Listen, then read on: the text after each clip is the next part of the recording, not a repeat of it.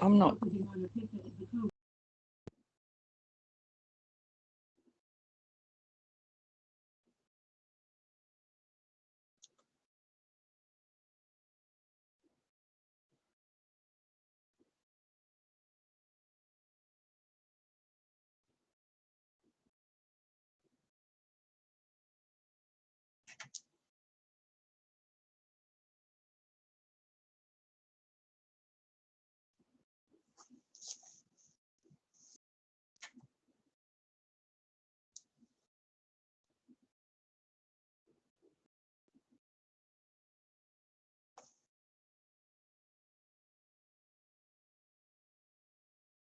Can you hear me, Nicole?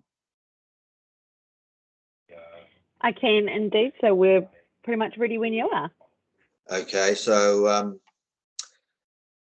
now at the moment I've got, looks like 12 participants here. So I can see my face a little in the right hand corner of the screen here. So I take it I can go ahead and just introduce the meeting in the normal way. Yes, absolutely. So I've got 15 people here. Majority of them, I think we've got Matt and Ben, and yeah, if you just go ahead and start as you would. Yep, absolutely. Okay, everyone can hear me clearly? Yep. That's good. All right, well, we'll get underway. Tēnā koutou katoa. Good morning, everyone. My name is Bob Nixon, and I've been appointed by the Central Otago District Council to hear and determine this application. No doubt for many of us, I've heard many hearings before. It's the first time ever online, so it'll be interesting to see how it goes. So hopefully you'll continue to hear me clearly. It's a hearing to determine whether or not consent should be granted to an application by Contact Energy relating to a site on Fruit Growers Road near Clyde to undertake a 2-lot subdivision and establish a data centre.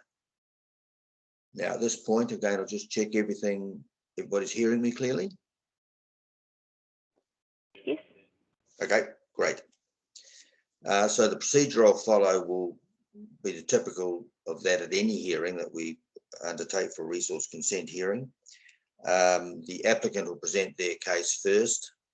I understand you're there, Mr. Robinson. You'll be conducting the case and calling, I think, 3 or 4 witnesses. That's correct, sir. Thank you. I'll then hear from submitters. Now, do we have any submitters who are present who wish to be heard?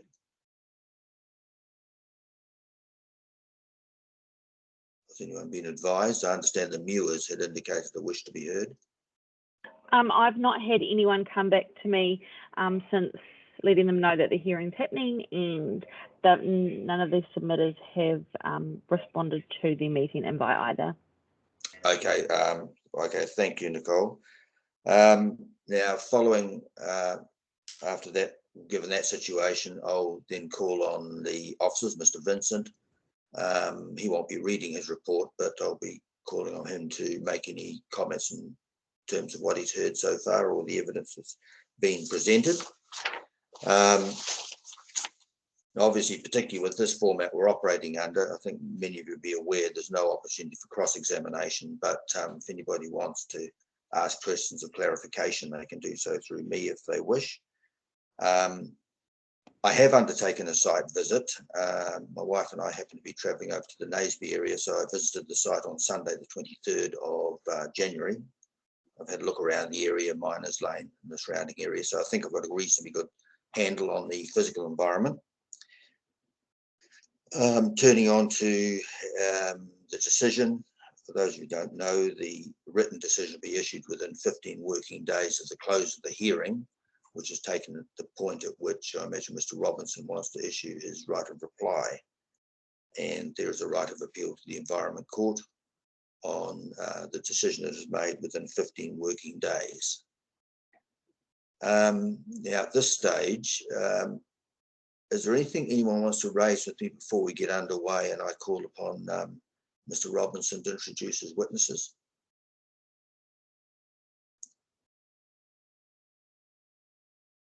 Everybody still hearing me clearly?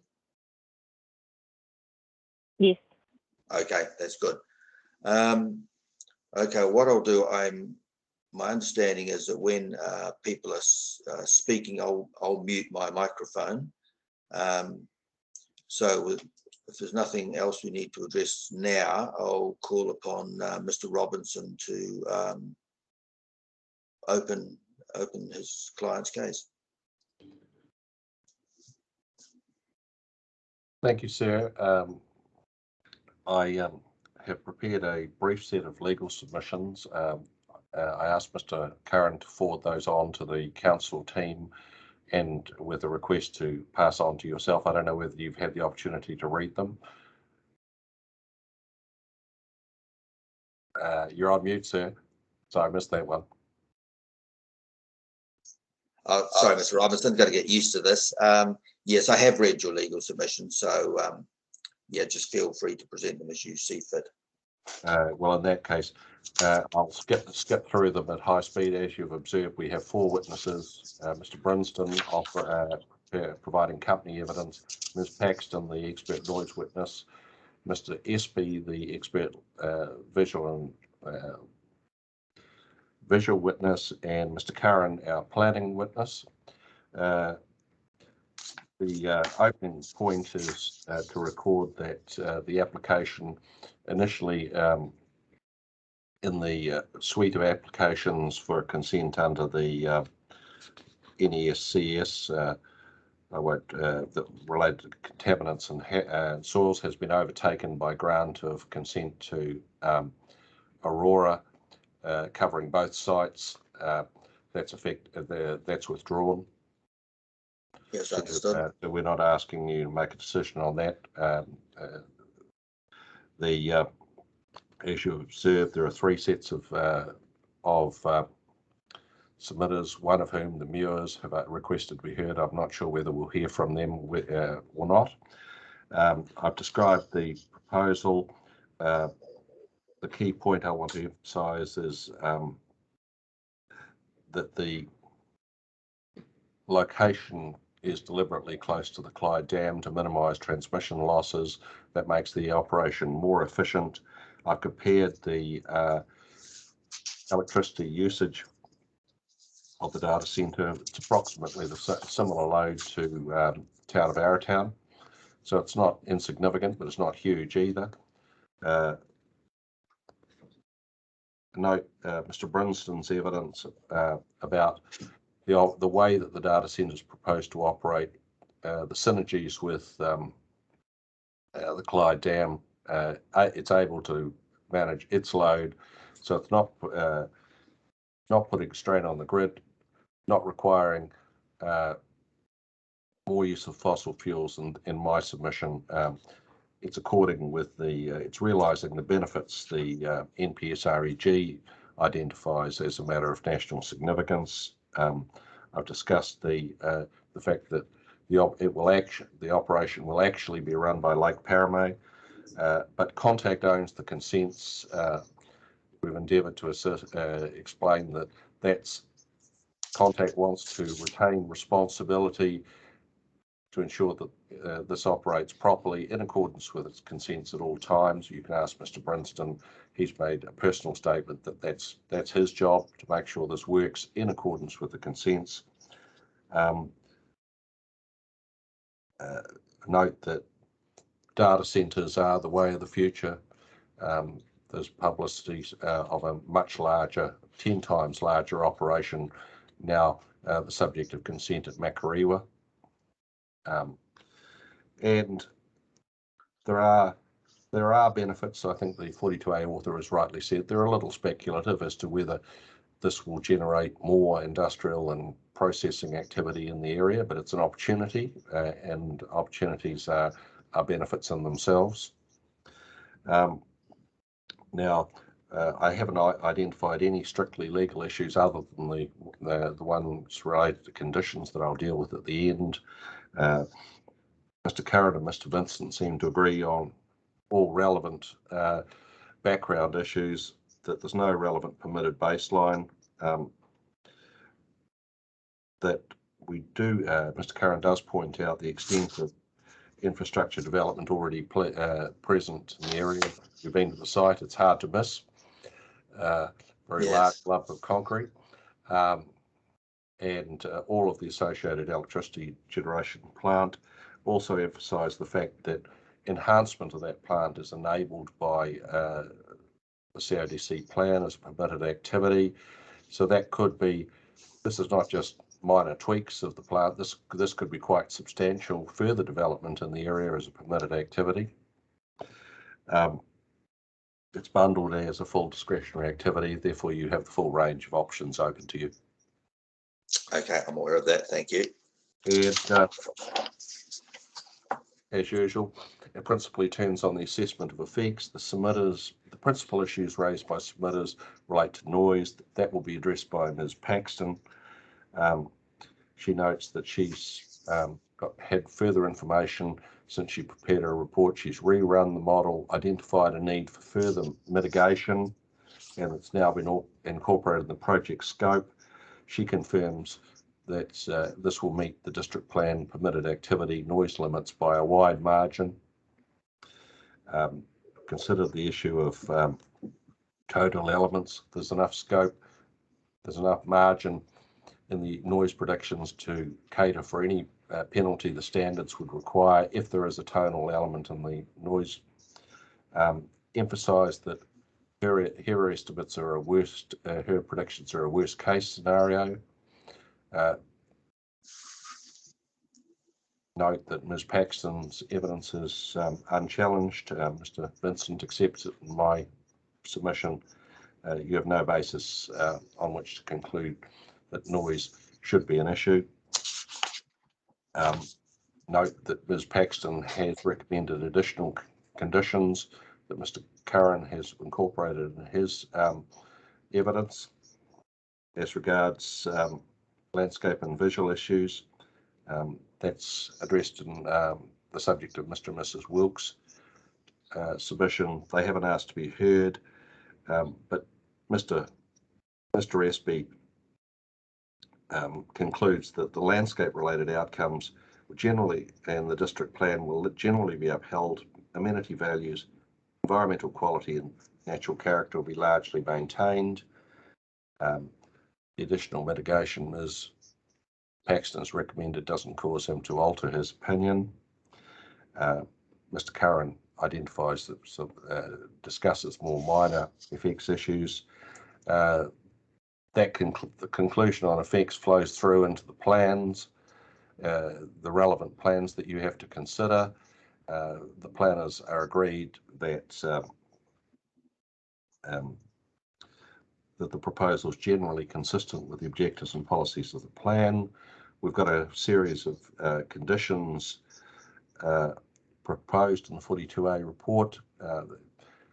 Mr. Curran suggested a number of amendments. He and Mr. Vincent have talked, with the result that the only condition in issue, I understand, it relates to provision of firefighting water.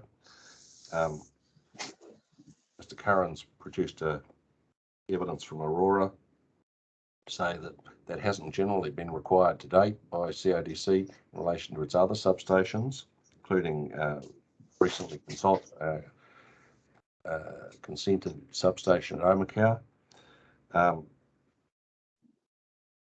because neither the substation nor the data centre have people permanently on site. There's no demand for potable water or wastewater generated by the applications, and the nature of the operation makes firefighting with water unviable. The last thing you're going to put on an electrical fire is water. So that my submission, the provision for firefighting water as suggested in the 42A report, is both unnecessary and inappropriate. In discussion with Mr. Vincent, Mr. Curran's discussion with Mr. Vincent, there's been mention of potentially needing water to fight a fire on the adjacent open paddocks. My submission, council wouldn't require a firefighting water supply if you would build a farm barn because of the potential for fire on the adjacent paddocks, and I don't see why this is any different. And pragmatically, if there were a need for water, the site's right next to the largest source of water in the district. Easy to put a pipe into the river. If you need water, there's no shortage of it. And nor is it appropriate in my submission to have an open-ended condition. This has also been a subject of offline discussion, requiring contact to install whatever firefighting equipment fire and emergency deems necessary. My submissions, I refer back to old case law, Turner and Allison, drawing the distinction between certification and arbitration. It's been the case for many, many years that you can't have a condition that gives an open-ended discretion to a third party, either council or anyone else. In the modern era, most of the debates about management plans, but typically an applicant always wants to write open-ended management plans,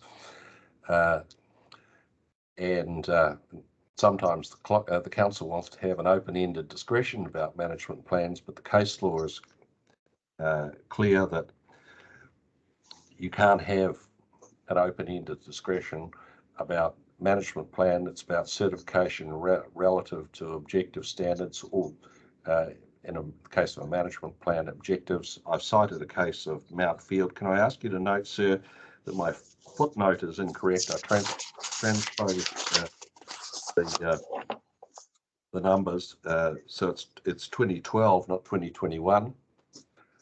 Right, got that. I apologise to Mr. Vincent, since I puzzled him mightily when he went looking for it last night.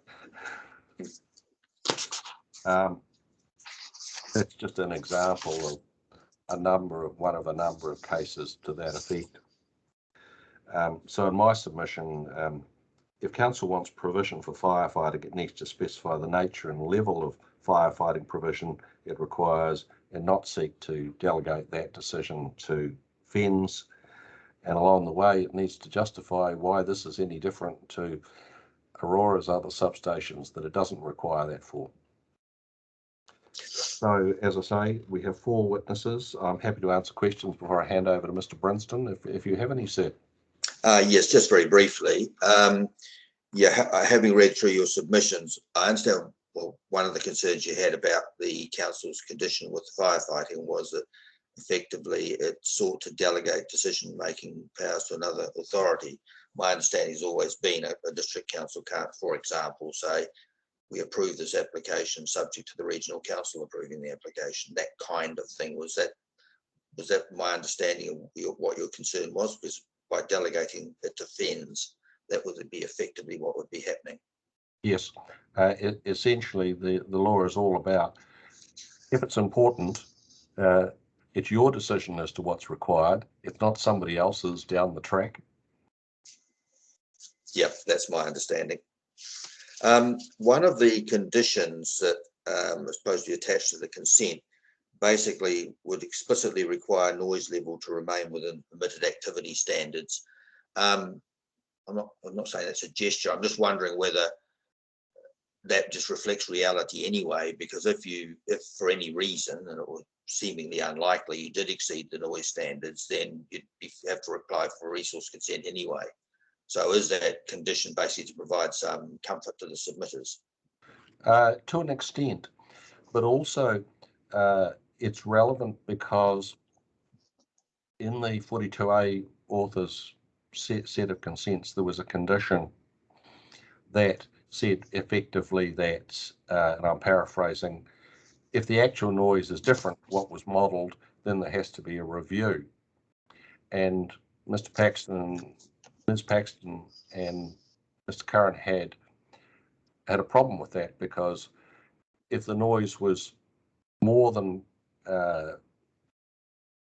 predicted, but still well within the permitted activity standards, or even if it was less than predicted, that would then commit contact to a review. And so Ms. Paxton inserted that condition explicitly referring to the permitted activity standards, in part so that the subsequent condition about the review could be referenced to it. Okay. It's not just window dressing. There is a substantive point to it, but it also provides, in my submission, it should provide comfort to the submitters as well. Yeah, no, I understand the point you've made there. No, that's good. Thank you very much.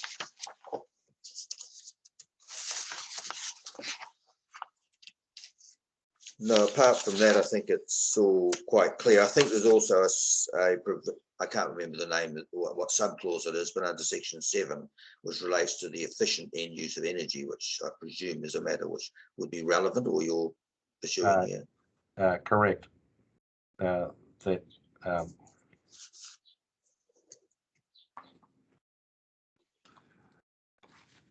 It's interesting because it doesn't commonly come up in resource consent applications, but this might be the first one I've dealt with where it might be relevant. Make sure I've got the right. We have the 7J, the benefits to be derived from the use and development of renewable energy. This isn't about development of renewable energy, but it is about its use.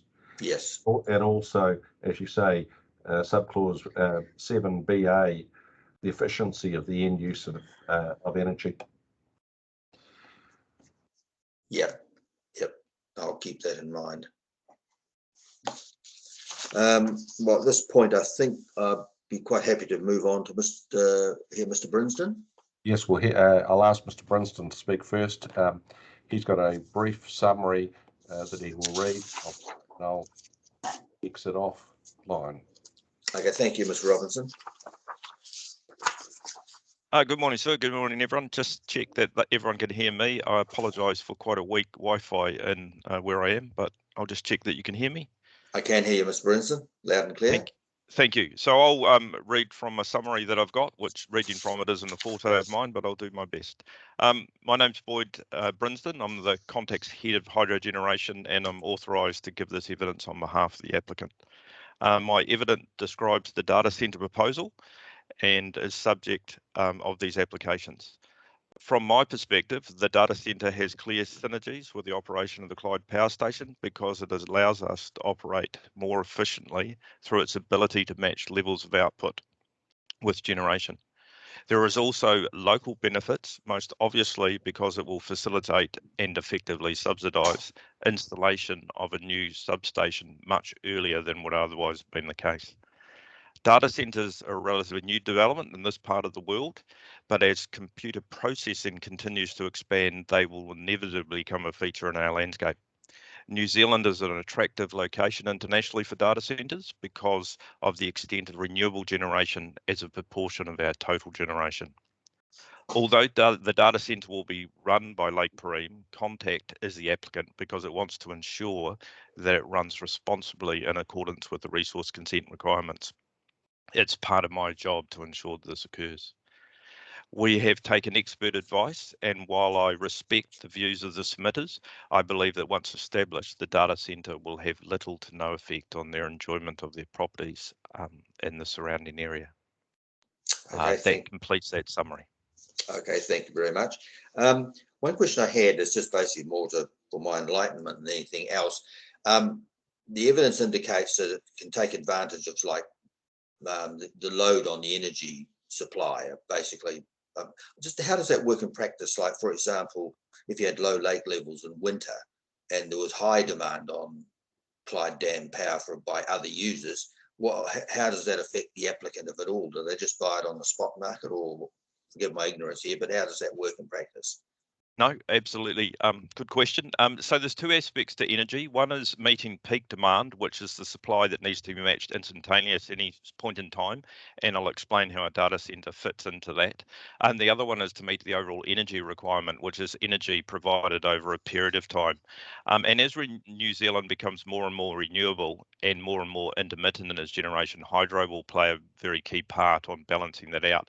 But in order to get to a more renewable electricity system, we need demand to be built that actually can be flexible as well. So in essence, what will happen during peak winter loads, evening peaks, for example, in the middle of July, we will see the data centre curtail all of its demand at that period of time over the peaks, and that'll allow that available generation from Clyde to be exported onto the grid to users that need it more than the data centre. The other ability is that if flows in the Clutha River, which is actually quite a volatile river, but it's subject to sustained periods of low flows. If they remain low for a period of time, we, through the contract with Lake Pareem, can request them to reduce their demand. So it uses supply when there's an abundance, and it curtails that demand when there isn't an abundance. And we have described this as a pilot. And the reason we've described it that way is because we can see this type of demand that is flexible in nature being a very key aspect of New Zealand's energy mix in the future. Okay, yeah, I can see the logic behind that. I guess the issue sort of going through my head is that if they were faced with that situation of high demand, I mean, presumably the people, the users of their computer systems still want to have their computers up and running. So how does that happen? That is the very nature of this computer demand. It is off-peak computer demand use. So it's for AI, machine learning, blockchain methodology. So it's the type of demand that doesn't need to be available in real time. It's not there, for example, to process a banking transaction that needs to be done in real time. So that is the very nature of these types of data centers. They are configured in such a way that they can be curtailed, and hence why they are such a good fit to an intermittent renewable electricity system.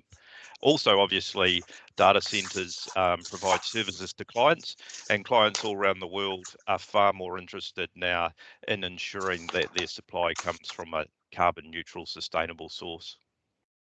Okay. Now, in terms of people are not working on the site, there's no permanent on-site staff. So are there people based in Central Otago if there's a problem with a server or something like that that just comes out and services it? That's correct, and we expect that those people will work very closely with us, and any other support from us that will be required, we'll probably provide that. Yeah. So in reality, is the amount of sort of like parking demand or the number of people that would be on site at any one time, I assume, would be quite low. Very minimal, yes. I would expect at any one time there would only be one vehicle post construction and in a maintenance phase. Yes. Okay.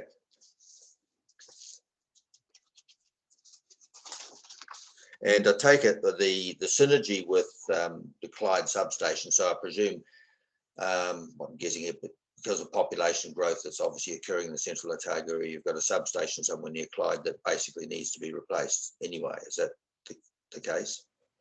Yes, there's a substation existing immediately on Earnscleugh Road that supplies Clyde, and Aurora have identified that in their long-term plan for replacement in calendar year 25-26. So what this project does, with very much the support of Aurora, is bring forward and provide a location for a new substation that is fit for the wider community of Clyde. And so in essence, this brings that forward and allows it to be available in an easier transition from the old substation at Earnscleugh to the new one at this site. Okay, no, thank you. Now, my last question was that, so I understand the maximum demand of this activity will be 10, was it megabytes? Is it 10? Megawatts. 10 megawatts, sorry, yes. 10 yep, megawatts. Yep. So what's the capacity of Clyde Dam? What's its So, output? so Clyde's full output is 464 megawatts. It typically runs about 63% is what we call the net capacity factor of that. So the ability of Clyde, though, and all hydro stations in general, is their ability to peak. So we can peak to 464 megawatts. If we were peaking to that over an evening peak, similar to we saw, in August last year when we had problems within the electricity system, we would be generating as hard as we could, and we would have the demand of the data centres curtailed. Okay. Well, thank you, Mr. Bryn. That's a very interesting area, of course, but yes, no, that's all the questions I had for you. So thank you for that. Thank you. Going to call Ms. Paxton next, sir. Okay, thank you.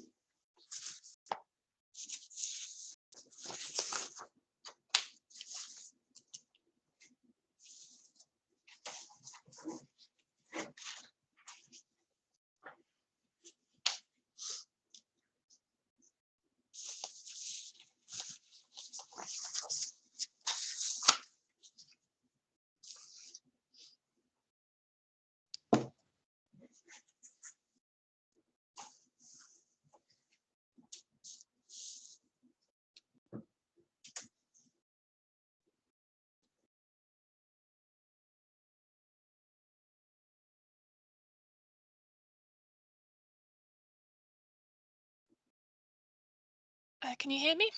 I can hear you. Yep. Yeah. Great. Can't see you just yet, but I can hear you. Oh, you should be able to see me.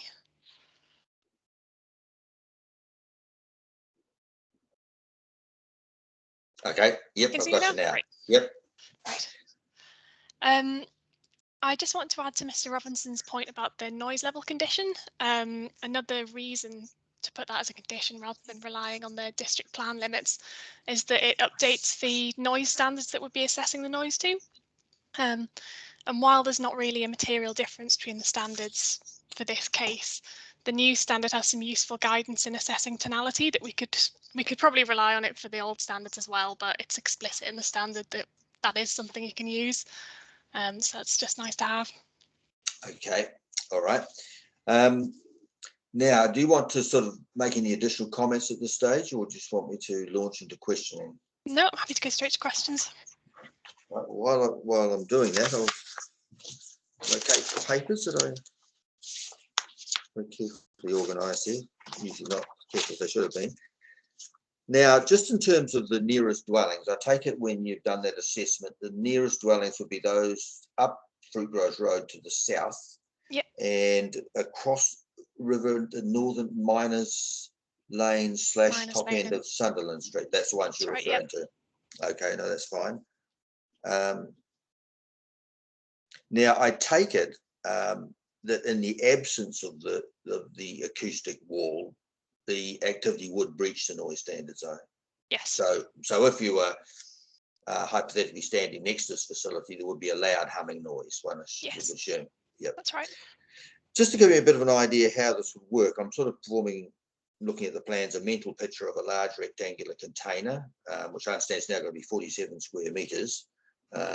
Now, I take it there'll be what louvers cut on the top of it, I assume, or something like that, which have some sort of sound deadening material. So it's got two open sides. The long sides on both sides are open, and one of them's an air intake and one's an exhaust. And the container is in pairs, and they bring in air from the outsides and bring them into the sort of courtyard between the two. Right. So following the new noise data we've had, the additional noise mitigation was required to both of those long sides. So the standard solution would be to use a sound attenuator, which is, it's like metal casing with fiberglass on the inside, and it has perforations in it. So the sound essentially has to travel through tunnels between these metal facings and reduces the noise that goes to the outside. So that's one option. I believe Lake Perim are looking at potentially some other options. They're worried about reducing the airflow through the containers. You're essentially blocking up some of the space that they had allowed for airflow. So I think they might look into options like using slightly quieter servers or some other type of acoustic attenuation on the louver faces. Yes, I was interested in that because the one of the conditions is, although it seem unlikely on the face of it that the noise standards would be exceeded, what options are open to them as an alternative? Because obviously there's a big investment in this. If they wanted to change the kind of equipment, the kind of insulation, or any of those parameters, there has to be a certain element of flexibility to enable that. Yeah. Now, essentially, the upgrading the treatment would be to make the sound attenuators longer, so the noise has to travel through a longer sort of distance of attenuation before it gets to the outside, and that could substantially improve the performance that the frequencies we're interested in. Okay, yeah, that's perhaps Mr. Vincent is listening, but I'm assuming you're looking at the noise assessment you've undertaken. You're fairly well under the standards, so that would presumably not get them into a situation where they have to apply for yet another resource consent. I think that'd be that's unlikely. Yeah, because that could be quite, otherwise I'm simply seeing a situation where it could get quite uncertain and awkward for your client, which is sort of something I think councils try to avoid as well, provides greater certainty if there's a set set of parameters that they can work under. I think the greatest amount of uncertainty is around whether the tonality of the source is going to be penalisable at the nearest receivers. But we're in a situation where even if it is, that adds another 5 dB onto the rating level, but would still be below the district plan limits at that stage. So there is a good margin. Now, you made reference to NZS 6802 and there's a tonal penalty, which I understand is 5 dBA. Now, am I to understand correctly, you don't think that would apply because the sound is like a continuous hum rather than the sort of the unusual sounds you might get from, well, in the past, things like wind turbines and things like that, which can produce sort of some somewhat unpredictable effects. So I take it this. So I suppose there's two things. There's the sound that the servers are producing, which we have decided is tonal. But the tones, it's not one very strong tone, it's multiple tones, and there is a lot of broadband noise from the fans as well. So the noise, when you're measuring really close up to the servers, just about meets that tonality test. And then when you get over to the receivers, obviously it's a lot quieter, and there's the ambient sources of noise as well that mask that. So the predicted level is lower than the ambient level, which is a good indication that that tonality is not going to be very audible at all. Okay, so the issues with tonality relate more to the noise of the servers and the fans. So the fans are inside the servers. They're just of course, fans you get in your home computer. Oh, yep, I know what you mean. Yep, okay. Now, I think from reading one of the submissions, there was a bit of a concern initially when I first read this, a bit of a concern for me as well, is the whole backdrop to this site is a bloody great concrete dam, if I could put it that way. Yeah. Could it act as like a sound shell type effect? Is that something you've taken into account? It is, yes. So we've actually got very, very detailed LiDAR data of the whole dam area that Contact provided for us.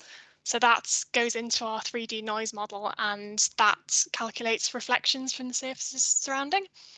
Yep. So because the dam is some distance back, so I suppose if we're talking about dwellings to the south, the dam is, the sound would have to travel north of the dam, then reflect off the dam, then come all the way back again. And by the time it's done that, that's going to be quite weak in comparison to the direct sound. And a similar thing with the hills behind for sound going over towards the township. The sound has to travel a lot further to get to the hills, and then there'll be some loss when it reflects off the hills, and then it gets all the way back to the township. So it's going to be a weak sound compared to the direct sound. So if there is any, well, using this crude term, sound shell effect, by the distance involved in the sound going from the facility to the dam and back towards the receptors, it would just weaken in that distance. Okay, that's understood. The only other question I had was looking at the Central Otago District Council noise standards, 55 daytime, 40 night. In your experience, is that a fairly standard or typical noise standards in a district plan? It's not unusually liberal or unusually restrictive? No, it's appropriate, I would say. So the daytime is in line with the World Health Organization guidelines to stop the majority of people from being seriously annoyed. And in the daytime in Clyde as well, because it's quite close to State Highway 8, there is going to be some other ambient noise around. Yep. The nighttime limit is lower than the World Health Organization guideline for sleep protection against sleep disturbance. But because it's quite a quiet environment at night, when it's very still, I think it's an appropriate Okay. condition. It's a World Health Standard at night, something like 45, is it? 45, yeah, and that's what NZ 608, 6802 says as well. Okay. Okay, so that's yeah, no, that covers that off quite well. No, I think that covers all the points I wanted to raise. It would be useful, probably direct again to Mr. Vincent, if I could have a copy of Rule 12.7.4, which is, as I understand, is not really a rule in the commonly understood sense of the word. It seems to be a measurement provision, but it'd be useful just for me to have that by way of background. So if I could just raise that point now. Other than That's that, fine, I'll get that through to you, Commissioner. Well, that Ms. Paxton, that's very helpful. I've read through your report in detail, and it's all seems very clear. So yeah, I have no further questions at this stage. Great, thanks very much. Thank you. Hand over to Mr. Espy now, sir. Thank you.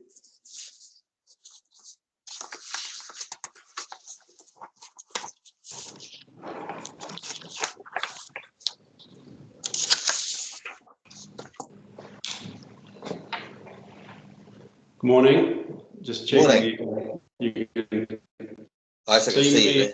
Can you hear me all right? Yeah, you are breaking up a little bit there, Ben. I'm not quite sure what's happening. Oh, hold on a minute, sorry.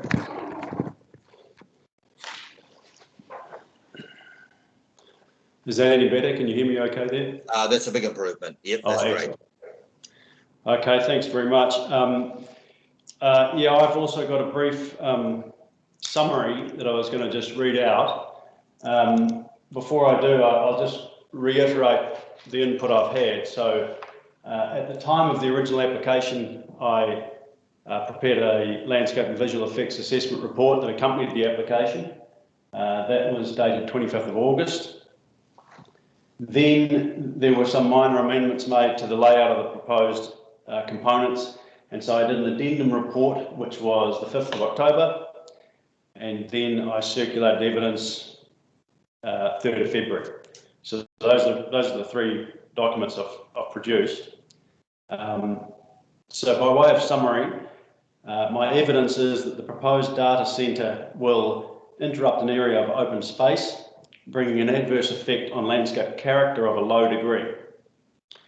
Regarding views and visual amenity, in some views, the proposed activities will add more modification to the existing accumulation of man-made elements, bringing adverse effects that in some instances will range up to a moderate low degree. In a broader sense, however, the facility will sit in a context that is heavily modified and dominated by infrastructural elements. In this context, it will sit relatively comfortably with the outcomes sought by the relevant district plan provisions. Amenity values, environmental quality and natural character will very largely be maintained.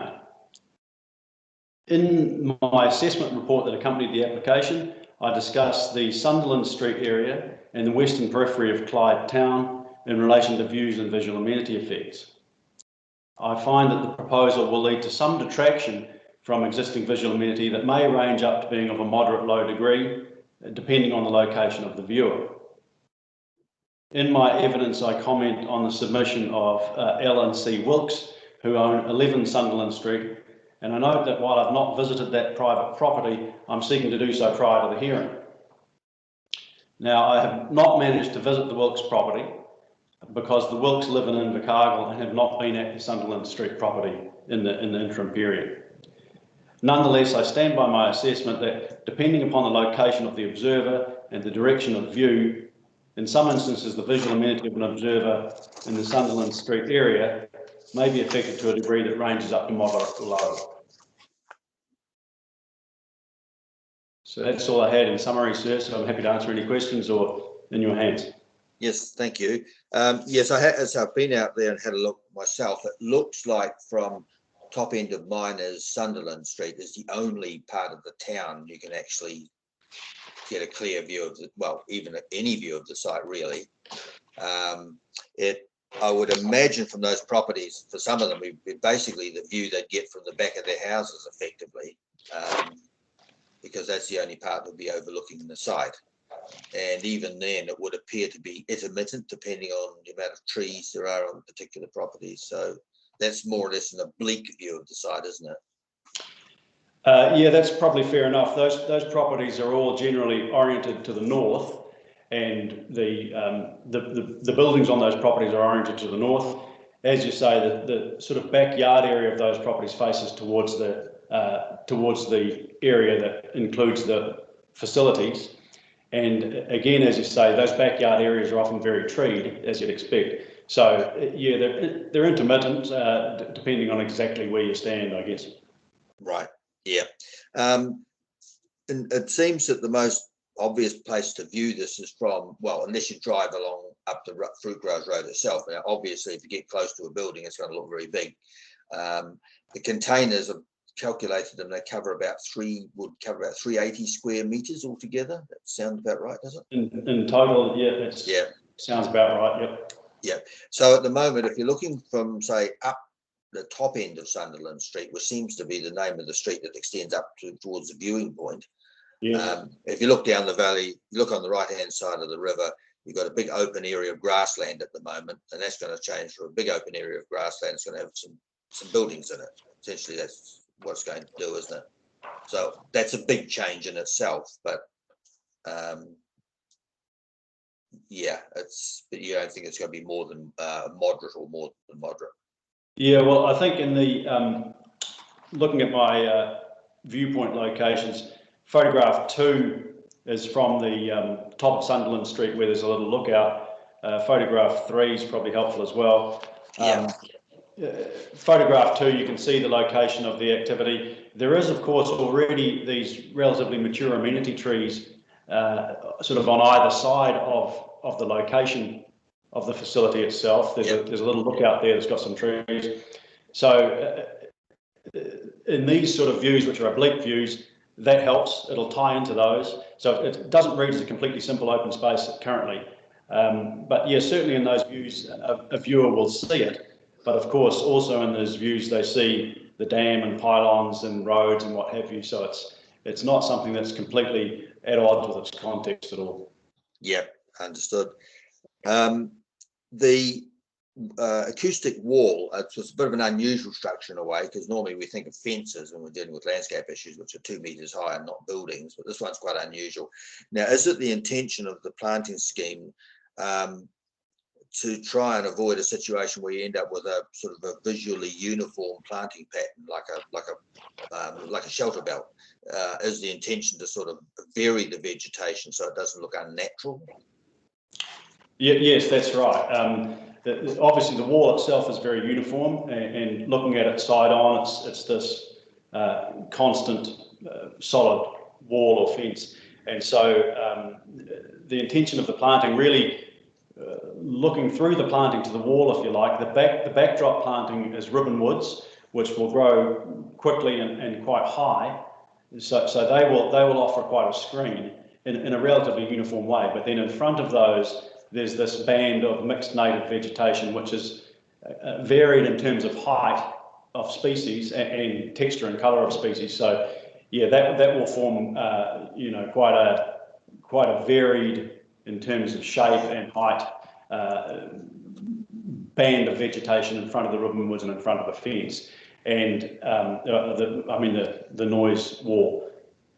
And so certainly in the sort of medium term, that vegetation will completely screen that wall. The wall's 3.5 meters high, so maybe in 5 years or so, the wall really will be hidden. Just remind me again, do those plants, will they be irrigated, or will they? Yes, that's right. On the plan there, which I imagine would be approved as part of the consent, there is a stipulation that they'll be automatically irrigated by sprinklers or drippers. Now, really, that irrigation is not intended. The best way to get these plants growing is not to water them heavily; it's to use water to get them through the dry months of summer and then let them do their thing. Okay, but roughly how long would it take for the planting to exceed 3.5 meters in height? Just as a bit of a rule of thumb. Well, yeah, I don't think it'll take too long with the ribbon woods, but it's not just the height of the vegetation; it's the thickening out of the vegetation. So I've said I think 5 to 7 years is a pretty good estimate of when that attenuation wall and the things behind it will be screened. Yep. Okay. Only other thing I was going to ask is, to your knowledge, that there's a large grassy area. I presume people wander over it. There doesn't seem to be any restrictions on people having access to the area at present. So it's at the moment it's basically just, it's not like a reserve, but people can wander all over it, I assume. Yeah, I was a bit unclear about that. Obviously, to the immediate north of the site, there's this little lookout where people can park and stop. It's almost like there's a picnic area. The site itself is, as I understand it, contact land. So whether public have a legal right to wander all over or not, I'm not sure. But certainly physically you can do. Yep. Okay, I think that the evidence is very clear and easy to follow. So that's all the questions I had for you. Thank you very much. Thank you. Hand over to Mr. Curran, sir. Yes, thank you. Morning. I've got a summary that happy to read out if you'd like me to press on with that. Yeah, that's fine. Yeah, that would be. Cool. You can hear me all right, everything? I can hear you. Can't see you yet, but I can hear you. How's that? Now I've got you. Yep. Thanks, Mr. Curran. Righto. I am the planner who drafted the assessment of environmental effects for the proposal. I was also involved in collating the applicant's response to Council's request for further information. Based on the Section 42A report, I understand that Mr. Vincent and I genuinely agree that the proposal is consistent with the objectives and policies in the Central Otago District Plan and relevant regional policy statements, and that environmental effects will be acceptable. Mr. Vincent and I have discussed my proposal and my proposed amendments to the recommended conditions in the Section 42A report. I can confirm that we largely agree on my suggested amendments, with the exception of conditions relating to the provision of firefighting water. I have a number of corrections to make to my evidence, and I would like to expand on the issue of firefighting water in this summary. As noted by Mr. Robertson, Aurora have obtained resource consent under the NES for soil disturbance as proposed in the applicant's AE. I now consider that the soil disturbance proposed by the applicant is authorised and the consent sought by the NES by the applicant is no longer required. Accordingly, proposed conditions relating to this disturbance of contaminated soil can be removed from the draft set, and paragraphs 3.5e, 3.12 to 3.12 to 3.17, 3.38, 5.11 and 5.12 can be deleted. Take those if you want to go through them again. What were those last ones just mentioned? 5.12. 3.12 to 3.17, 4.38, 5.11 and 5.12. Okay. Yep. I think that's just where my evidence preferences to standard. Yep, it's a bit of a battle that we got there in the end on that one. Cool, sorry. The second relates to the last sentence in paragraph 6.3. The word operative should be deleted, so it reads, I therefore consider that Mr. Vincent and I are in agreement with respect to the Otago Regional Policy Statement documents. So just to clarify, that relates to, at the moment, there's the partially operative regional policy statement and the proposed regional policy statement. So I'm just saying that Mr. Vincent and I agree that the proposal is consistent with both documents. With both of those, yep. Not just the operative one. It is my understanding, following a discussion with Mr. Vincent, that Council's concern regarding the provision of water for firefighting relates to the risk that a fire within the substation or data centre could ignite one of the neighbouring paddocks. One option canvassed by Mr. Vincent and I was to adopt a condition that required approval from FENZ prior to title being issued for Lot 1 or construction of the data centre commencing. However, it is my opinion that it would be inappropriate to impose a condition that requires approval from FENS with no reference to a relevant standard to determine compliance. So I think Mr. Robertson touched on that in his legal submissions. Yep. The appropriateness of conditions requiring the provision for firefighting water should be determined by potential effects and the CODP objective and policy framework. It is my understanding that the risk associated with fire has been assessed as low for other similar developments in the district, including substations, and is further mitigated by the presence of an abundant water source provided by the Clutha River. I also note that policy 16.4.4 relates to subdivisions in unreticulated areas. The policy does not specifically reference the provision of firefighting water. However, the explanation to the policy includes the following statement. It is also essential that subdivisions for residential purposes can be provided with an adequate supply of water for domestic and firefighting purposes. In my opinion, this provides a clear direction for council to require that residential developments provide water for firefighting. However, this requirement does not extend to commercial/industrial developments, so that's similar to what's proposed. Overnight, the applicant received advice from FENS regarding the proposal. Based on that advice, it is my understanding that fire suppression requirements for the proposal are would be more appropriately designed and adopted through the building consent process. Just confirming that I did flick through that the email from Scott Lorison, who works for FENS this morning. I'm confirming that you've seen that, Commissioner. Yes, yes, I have. I have distributed a set of conditions that generally reflects the set that was attached to my evidence. Minor amendments address formatting, referencing, and the removal of conditions relating to contaminated soil disturbance. I would be happy to briefly run through my recommended amendments to the conditions and answer any questions. Well, as I understand it, the issue related to firefighting was the only issue between yourself and Mr. Vincent, because my understanding was you'd obviously met subject to him after he prepared a Section 42A report. So since you've met him since that time or had discussions with him, is that correct? Yeah, following the submission of my evidence that included the amendments to the recommended conditions, myself and Mr. brought up and discussed those. Yeah, so amendments. Yeah. Right, so the firefighting issue was the only one, according to Mr. Robinson, that sort of remained at large, as it were. Okay. That's my understanding. Yeah. Yep. All right. Well, on that basis, what I would normally do at a hearing of this nature is, well, it depends when Mr. Robinson wants to do his right of reply, but often we simply give people whatever period of time is necessary to prepare a final standard draft set of conditions to accompany any consent granted, which is a normal practice. Whether or not consent is actually granted, it's normal to have an agreed set of conditions. I normally ask for that at the end of the hearing anyway, so that's something you might like to think about for the next few minutes, the next while with Mr. Robinson, to see how you want to handle that. But at the moment, it looks to me as if the issues at large are very narrowly focused. Yeah, but I can have that conversation with Mr. Robinson, and yeah, that would be my opinion as well, that the issues are very narrow. Okay, no, that sounds good. In terms of any other questions, are you ready for me to proceed with questions now, or is there anything else you want to add? Go for it.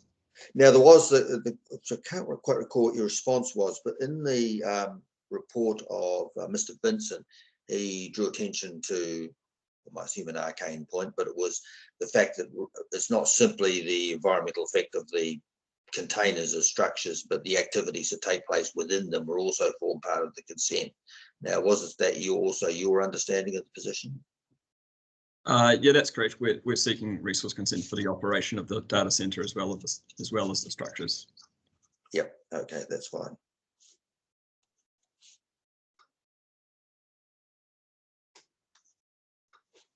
Okay. Now, again, this is just from my site visit. I want to drag out the issue of the firefighting too much, but it looked like that area wasn't in rank grass. It looked like it was mowed, or certainly some maintenance was undertaken on it. So it wasn't just an area of long rank grass. It's maybe a question Mr. Brinston can answer, but it seemed to me it wasn't. It didn't look to be an area of high fire risk from that point of view. No, it's my understanding that it's sort of been subject to low intensity grazing. So it's just had a couple sheep on it for the past few years. Ah, yeah, that Fine. could explain it. Yep, no, that's fine. I'll just have a quick, any other questions here?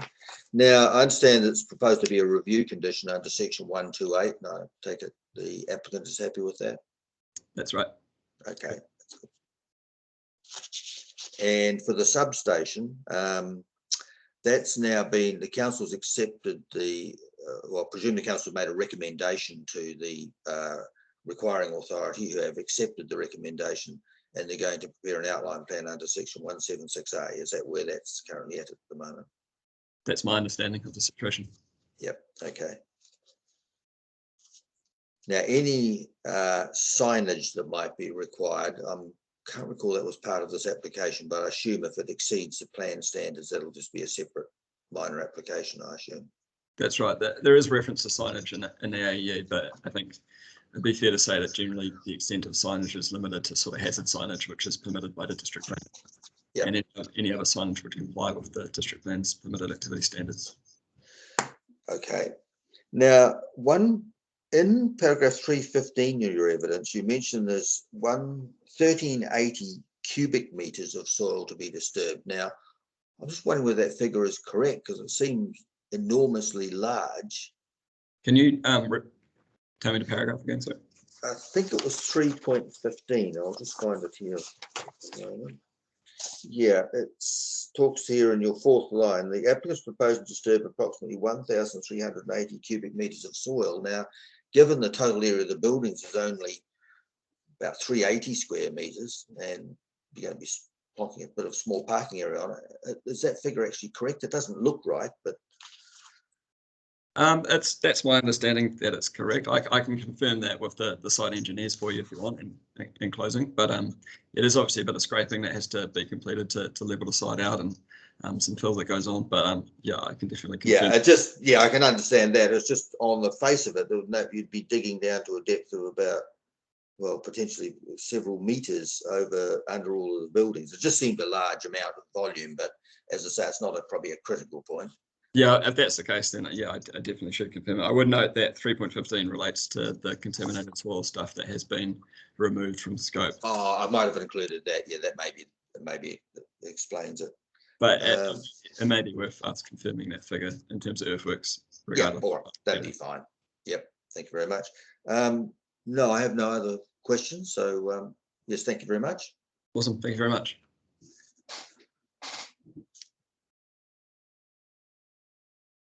So Mr. Robinson, I take it that is the last witness for you, for the applicant? Yes, only one point of clarification. You were discussing with Mr. Espy this extent of physical access as opposed to legal access. I'd note that as Mr. Curran has observed, the site's subject to low intensity grazing. There's a stock fence, so anyone accessing the site is going to have to jump the fence.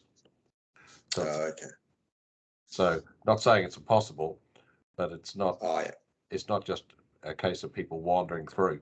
Okay, no, that clarifies it for me. Thank you very much. But that was all I had, sir, and we'll presumably discuss at the end. But you've now asked Mr. Curran to confirm the earthworks, and I had it in mind to ask you for some time to prepare a written response so we make sure that the conditions are as good as they can be, and because we only received Fenn's input last night, it's probably fair to say we're still working through that. So a little bit of time would be of assistance before we file I suspect that in terms of a true reply, it will be very short, but with a revised set of conditions that we've checked up, down, and round before we give it to you. Yes, that would seem the most appropriate response. I'm quite happy with that. Thank you, sir. That's it from the applicant then. Okay, thank you. Now, just going back to the council, Mr. Vincent, have we got any submitters that wish to speak?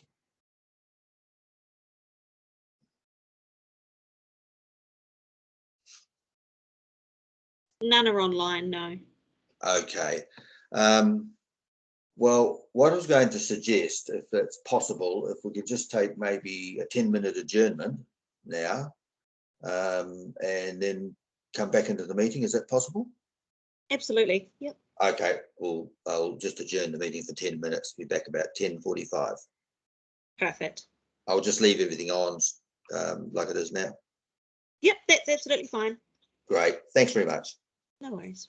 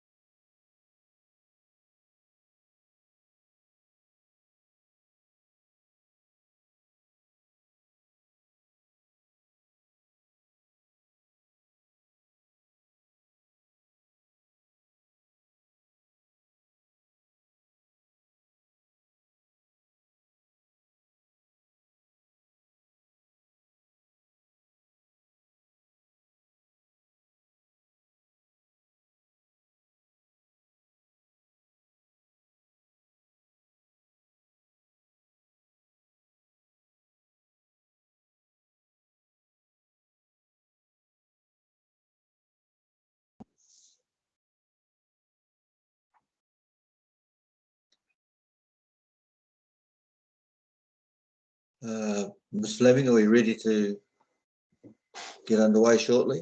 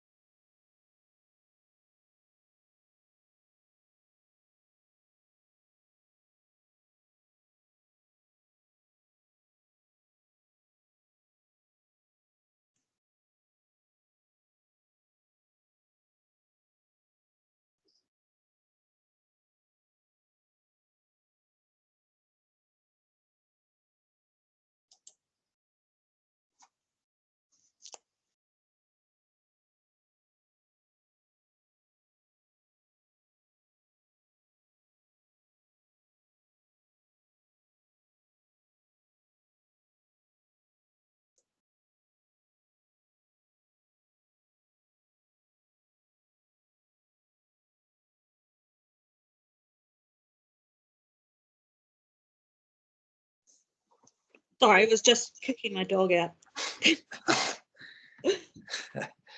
Good to go when you are. Okay. Well, it's opportunity for council now to respond. Mr. Vincent, are you ready to comment on what you've heard so far? Yes, I am. Thank you, Commissioner.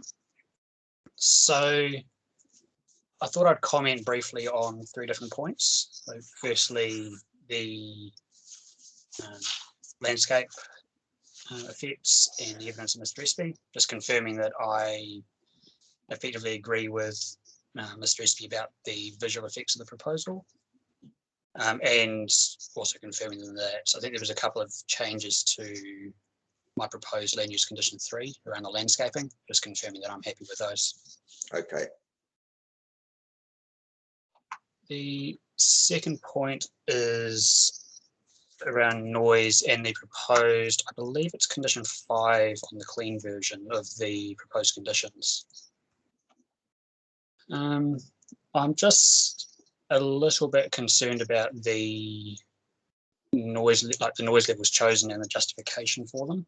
So the assessments really provided with the application and the evidence that we've heard so far today all relies on particular noise, particularly noise levels. And I'm just thinking, looking at the proposed condition,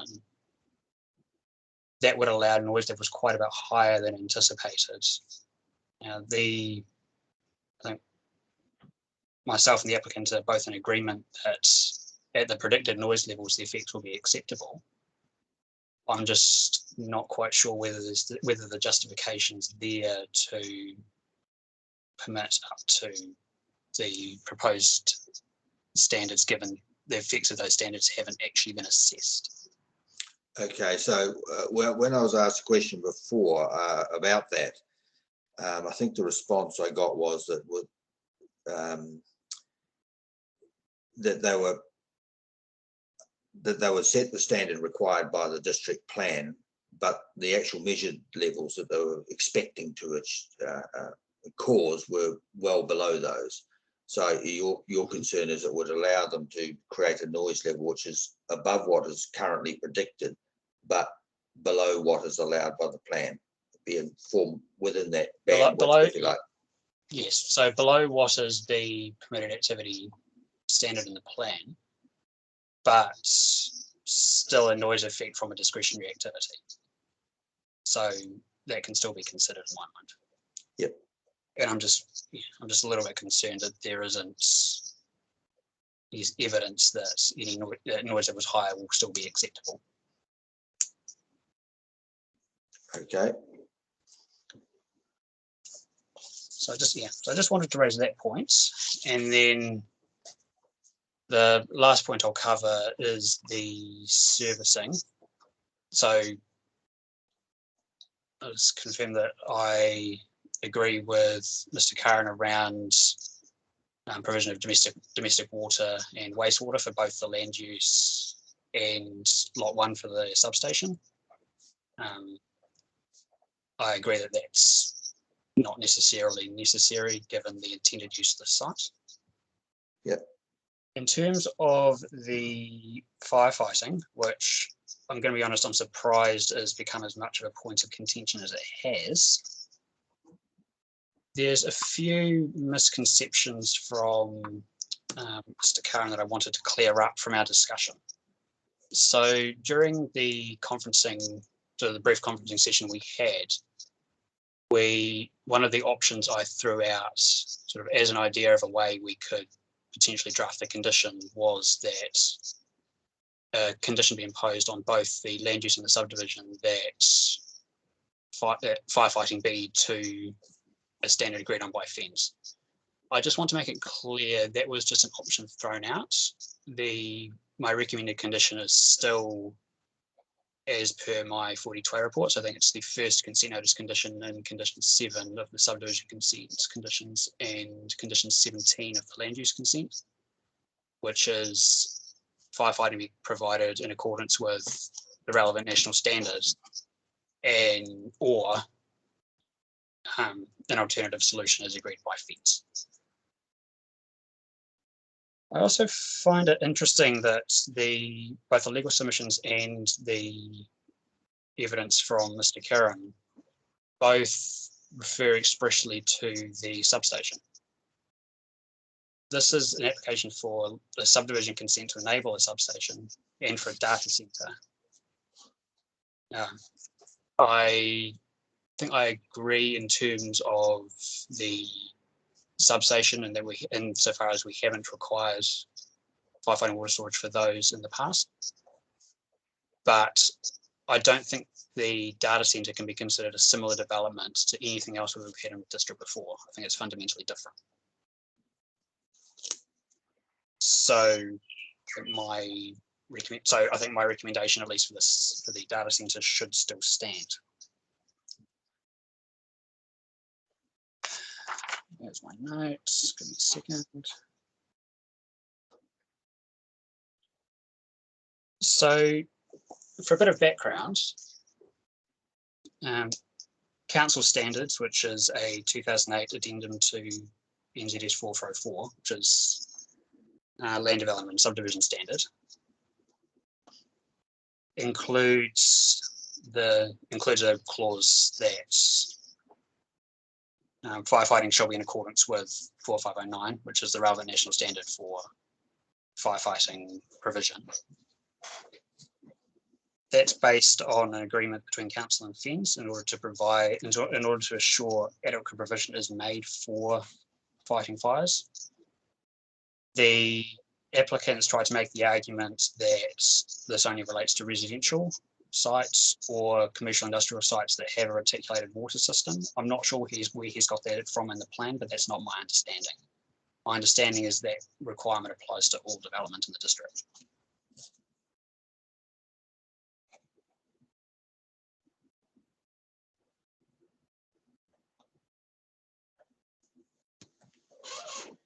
Having a double quick check of something.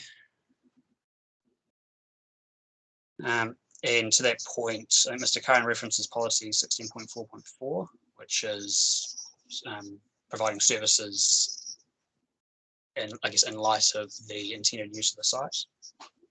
I'd also reference policy 16.4.6 and rule 16.7.1, which requires compliance with our development standards unless there's an application to breach those standards in effect.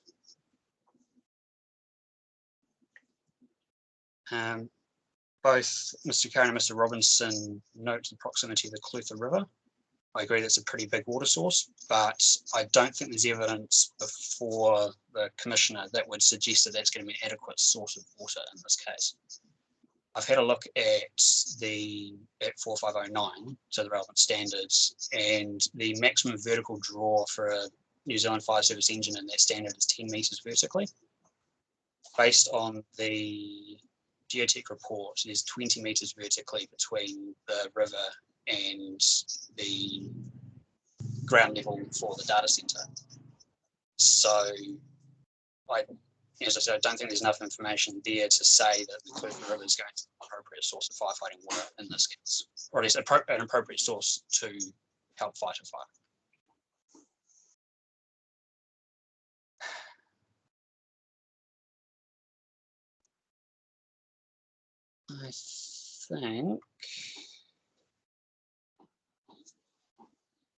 I think I'm going to leave my comments on that point there. So in effect, the applicant submissions today are focused on the substation and the firefighting requirements for the substation. Just pointing out that this is also for the data center, and the applicants don't seem to have addressed that point. And for the reasons I've already provided, I think that the conditions I've already recommended should still stand on that. So I think I'm happy to answer any questions or clarify anything for you, Commissioner. Okay, thank you very much.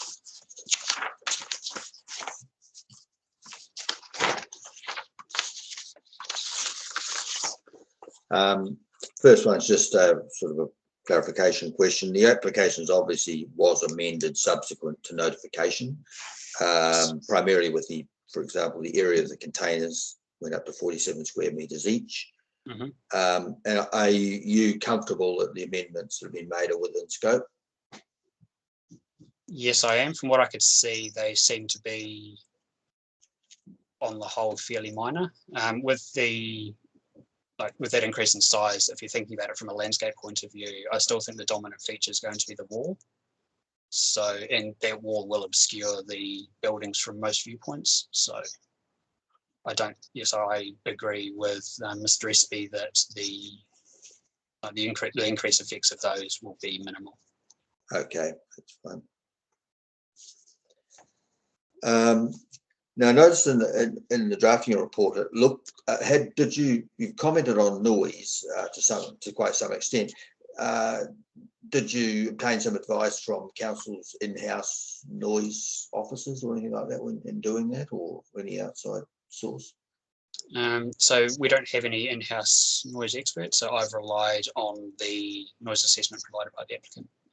Okay, that's fine. Now, the applicant raised the issue of a suggested lapse date for the consent. I'm wondering what your thoughts are on that. Can you point me to where that was referenced? Sorry, Commissioner. I might, excuse me, if you just bear with me for a minute. I think it was at the end of Mr. Curran's evidence from memory. Because I think it was stated that you hadn't specifically commented on that, but they were suggesting in perpetuity or as a preference, or the standard 5 years provision as a second preference. To my mind, 5 years would still allow them 5 years to give effect to the application, and then once once it's given effect to it, can be continued in perpetuity. Yeah, so that would be your view on the matter. Yes. Okay, that's fine.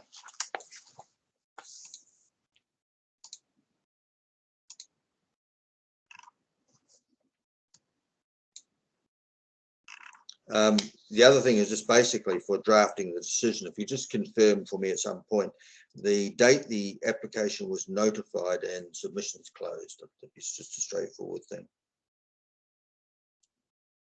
Notified and when submissions closed. Do you want me to do that now or after? After is fine. Okay. The question I nearly always ask, I take it that there's no disagreement between yourself and Mr. Curran as to the non-compliance as applying to the application at this stage? No.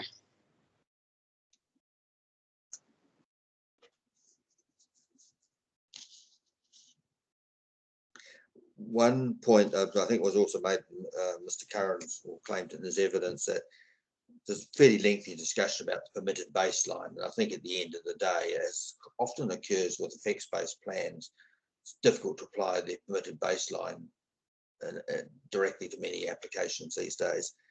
He did make the comment that he thought permitted baseline did apply to noise. Is that a view you'd share? I think it can be only insofar as there's a trigger for when noise requires a resource consent. But at the end of the day, we're still dealing with a fully discretionary activity, so noise effects can be considered, and the particular noise generated and the particular qualities may have effects that warrant mitigation, even if they comply with the noise standards, in my mind. Okay. So yeah, so from what you've just told me, I mean, you covered in your response, there's two issues outstanding between the council and the applicants, as I can understand it now. One is the wording of condition 5 related to the noise condition, and the second one is, which has been more refined now, I guess, is the issue of firefighting specific to the data centre. Those two matters. Yes, I think that's fair. Okay, no, that's great. Thank you very much. Look, I don't have any further questions of you at this stage. That all seems quite clear to me. Now, at this point, is obviously quite looking at my screen. There's quite a few parties present there, but is there anybody else that wants to make any comments before I go back to Mr. Robinson?